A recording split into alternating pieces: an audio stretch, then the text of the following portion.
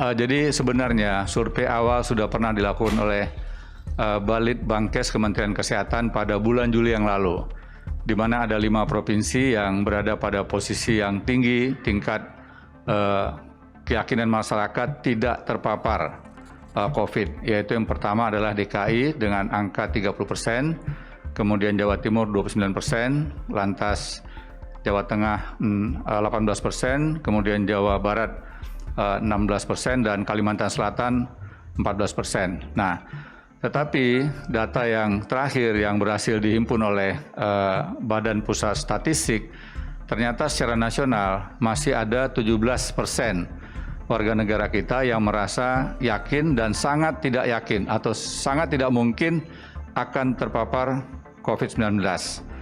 Angka 17% ini sangat-sangat tinggi karena 17% dari 270 juta jiwa warga negara kita itu setara dengan 44,9 juta orang.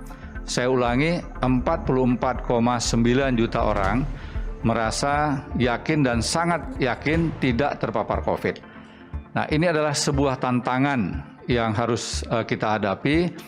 Kenapa ini terjadi? Mungkin faktor pertama adalah karena masalah sosialisasi. Masih banyak masyarakat yang belum mendapatkan informasi yang utuh tentang COVID ini.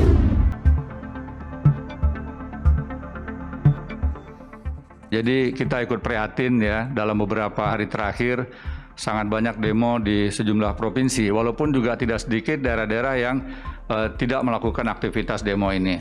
Sebagaimana yang semuanya sudah kita ketahui bahwa dalam kondisi kedaruratan kesehatan, maka undang-undang yang kita ikuti adalah Undang-Undang Nomor 6 Tahun 2018 tentang kedaruratan kesehatan, di mana ketentuan tentang protokol kesehatan harus dipatuhi oleh seluruh komponen bangsa.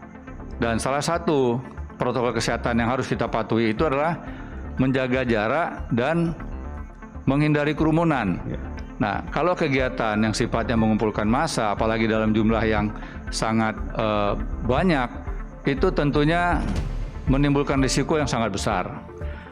Karena bisa saja di antara masyarakat yang berkumpul itu ada yang positif COVID, ya, dan bisa jadi ketika nanti terjadi hubungan yang sangat dekat, akibatnya yang lain bisa terpapar COVID.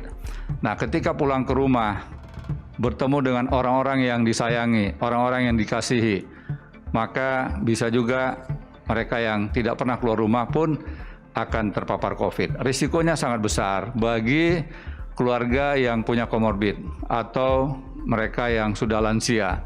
Karena angka kematian bagi komorbid dan lansia itu sangat besar, Pak Tommy. Nah, oleh karenanya saya selaku Ketua Gugus Tugas mengajak kepada seluruh komponen masyarakat, seluruh pimpinan di berbagai lapisan, baik di pusat dan di daerah, untuk memperhatikan protokol kesehatan. Jangan sampai kita membiarkan terjadinya kerumunan yang berdampak kepada keselamatan. Solus populi suprema lex. Keselamatan rakyat adalah hukum yang tertinggi. Oleh karenanya sekali lagi, upaya-upaya terjadinya kerumunan harus bisa kita cegah. Kalau kita bisa mengurangi terjadinya kerumunan, berarti kita bisa melindungi lebih banyak warga negara kita. Penanganan kesehatan sudah semakin baik, kita lihat jumlah rumah sakit juga semakin baik, dan kita berharap dokter-dokter kita tidak kelelahan, Pak Tommy. Ya. Nah, sehingga dokter punya waktu dan kesempatan untuk rileks, untuk istirahat. Karena kalau kita bebankan dokter tidak punya waktu yang cukup untuk istirahat, maka dampaknya juga sangat fatal. Jadi kita hanya diminta untuk patuh kepada protokol kesehatan. Memakai masker, menjaga jarak dan menghindari kerumunan, serta mencuci tangan.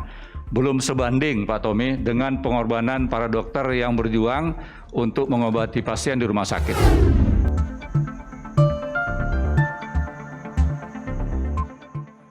Pemerintah telah menerbitkan Inpres nomor terkait dengan masalah sanksi bagi mereka yang melanggar. Jadi aparat kepolisian dan juga Satpol PP telah diberikan kewenangan untuk memberikan sanksi bagi mereka yang melanggar. Dan sejumlah pemerintah daerah itu telah melakukan sanksi kepada mereka yang melanggar, baik secara persorangan maupun juga dalam bentuk perusahaan. Dan kita memberikan apresiasi atas langkah-langkah yang telah dilakukan oleh pemerintah daerah bersama dengan aparat yang ada. Tentunya sanksi ini harus diikuti juga dengan sanksi sosial bagi mereka yang tidak patuh kepada protokol kesehatan. Di beberapa daerah kami dengar tokoh-tokoh yang ada, terutama tokoh agama, itu memberikan sanksi yang sangat keras kepada mereka yang melakukan pelanggaran. Termasuk juga tokoh adat memberikan sanksi sosial kepada mereka yang tidak patuh. Karena konsekuensi dari pelanggaran ini dapat mengakibatkan risiko yang sangat besar. Kita tidak berharap kasus-kasus yang terjadi menambah korban jiwa. Memang kelihatannya bagi mereka yang usianya masih muda dan sehat, mereka bisa sembuh dalam waktu yang tidak lama. Tetapi mereka yang punya komorbid, lansia, itu sangat fatal. Angka kematian bagi penderita komorbid dan juga lansia mencapai 80–85%. Sebuah angka yang sangat tinggi sekali. Oleh karenanya, kalau kita bisa menjaga untuk patuh kepada protokol kesehatan, sebenarnya kita telah bisa menyelamatkan lebih banyak masyarakat kita. Dan mereka yang ikut bergerak dalam upaya untuk melakukan pencegahan sebenarnya sudah sama seperti pahlawan-pahlawan kemanusiaan seperti halnya dokter, ya, perawat, dan juga petugas-petugas yang selalu rajin menyampaikan pesan. Nah, teman-teman wartawan juga, ya, kita harapkan ikut bergerak dalam bidang upaya pencegahan. Dan saya berpikir para wartawan dan juga para musisi yang bergabung dalam program-program untuk mengingatkan masyarakat, itu juga bisa kita kategorikan sebagai pahlawan-pahlawan kemanusiaan.